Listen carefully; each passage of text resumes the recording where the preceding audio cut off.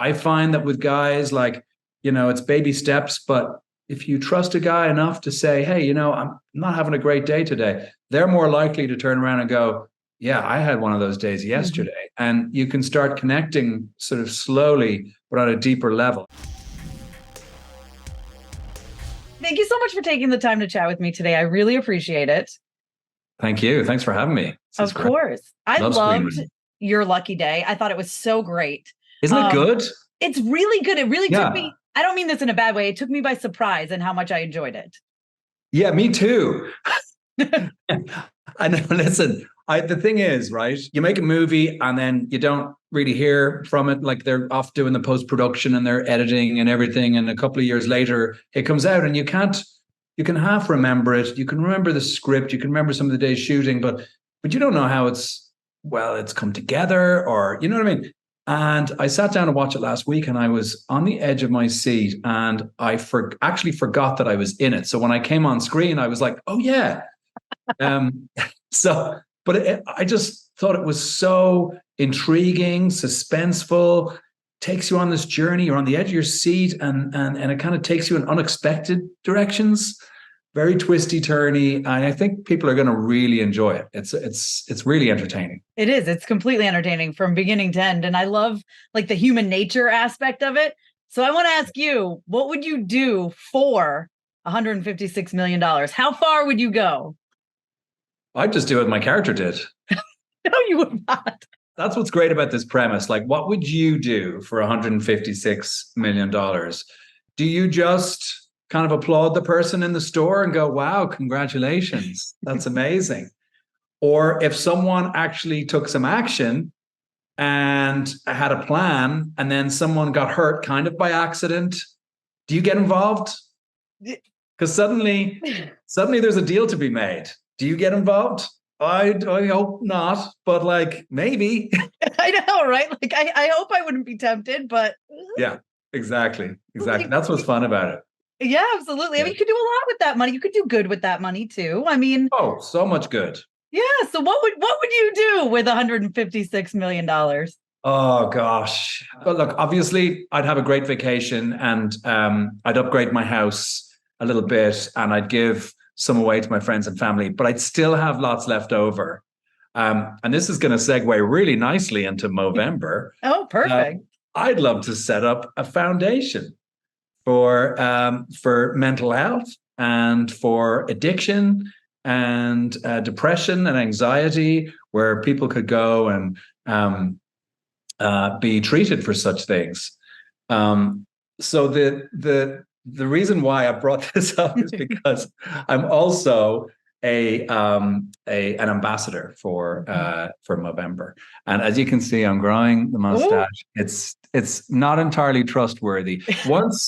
Once you see this kind of nasty little beginning of a mustache and watch the film, you're never gonna want to talk to me ever again. I mean, really dodgy stuff. But yes, I'm proud every year to team up with Movember, which is the leading global charity changing the face of men's health. And I've been a loyal supporter since 2015 because I'm really passionate about the organization's noble mission.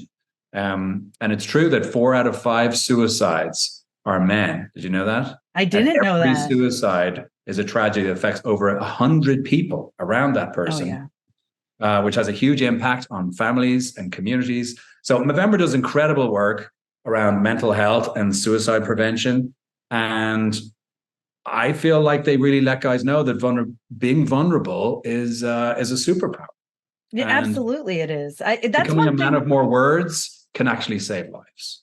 Well, that's something. What do you think it is that it's like almost taboo for men to talk about this? Why do you think that is? I don't know why, because I suppose it's society. I suppose it's the way we're brought up, that somehow there's some strength in silence or something. Like, I'm not quite sure where we picked that up along the way, but it's just not true.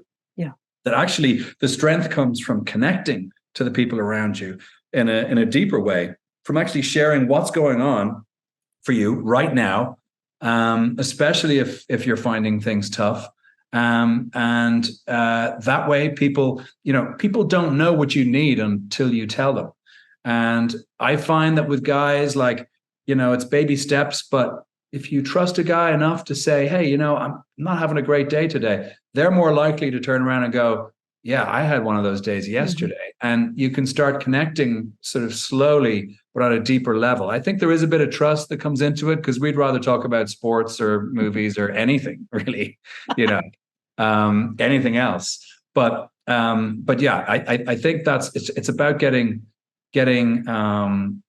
more familiar with being more open with what's happening with our mental health and our physical health. Yeah, absolutely. I mean, it's extremely important.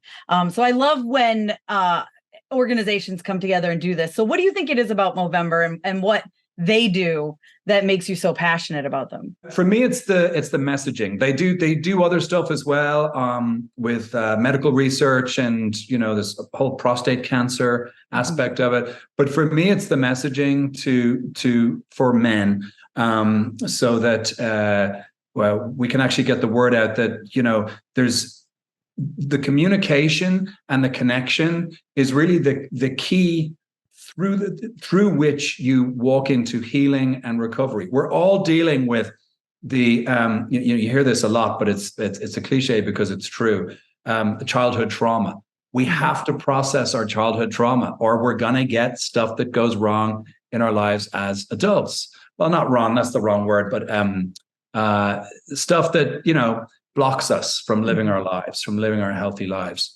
I had an experience during the pandemic where things got kind of dark, and I was depressed and anxious about the way my life was going and the way the world was going, and I needed to reach out for help. And it's about normalizing that. It's about just going, well, of course you had to reach out for help. You were like, quarantined. You didn't know what was going to happen. The work situation was up in the air. You weren't connecting with people on a daily basis. So of course you needed help. And it's just about starting that process and talking about stuff that's happening now, but also talking about stuff that's happened in the past. So it's not very complicated.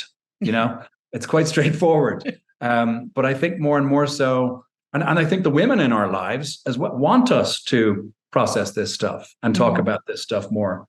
And so I think that vulnerability is key. It just helps connect with the world and men and women all around you. I mean, you definitely weren't alone. In the pandemic, I'm pretty sure everybody had moments that were like, we are stuck in our house and like, what are we doing? Who knows if I'm ever going to be able to leave my house again? Like, I know. And then you get a taste of what that's like, what that sort of mental health blip is like. And, some people, the pandemic ended and we got back to our normal lives, but some people suffer like that on a daily basis, and they need to know that they're not alone and that there is help and that we all need to talk about it. Yes, absolutely. I totally agree. Jumping to the side, I've got to talk to you about Blood of Zeus because I love that show so much. And we've got season 2 coming. Is there anything you can tease about it? It's so good. Probably not. And I can talk about it. I can talk about it because this is voiceover, because there's a strike on. Yes. As you know, the only reason I can talk about Your Lucky Day is because we have the interim agreement. But right. I can talk about Blood of Zeus. Yes. Season 2 is coming. Can I tell you anything? Well, it's bigger, it's better.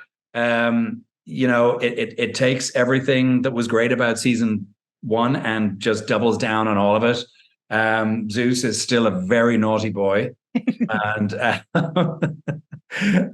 all your favorite characters are back, including Zeus, who's supposed to be dead. But there you go. Spoiler alert. Yeah, I think we already knew that. But yeah, no, I loved that show so much. And then so you get to voice a literal god. You also voice a superhero. You also voice Batman. Like, what is it like getting into the mindset of like a superhero or a god? Oh, I love it. Mostly because I don't have to go through the hair and makeup thing, which you have to do when you're doing on-camera stuff.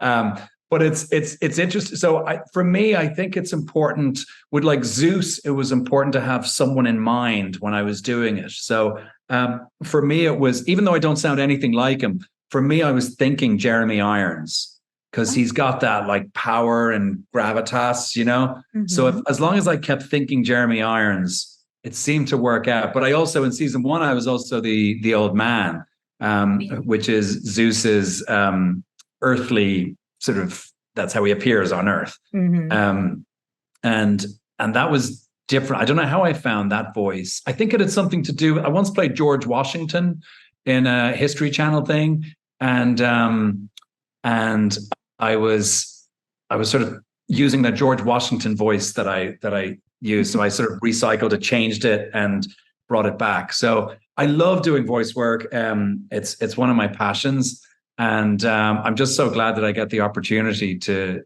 do it. You know, and Blood of Zeus was this. You know, again, we didn't know how that was going to be received. Obviously, the Greek gods are the original superheroes, but we didn't think people, you know, so much other stuff on their plate. They didn't think they'd respond, but it's just been massive. And of course, animation is just it takes a long time to produce these episodes. So that was a smash hit, but it's still gonna, you know, it's 2 or 3 years before we get season 2. I know it's awful.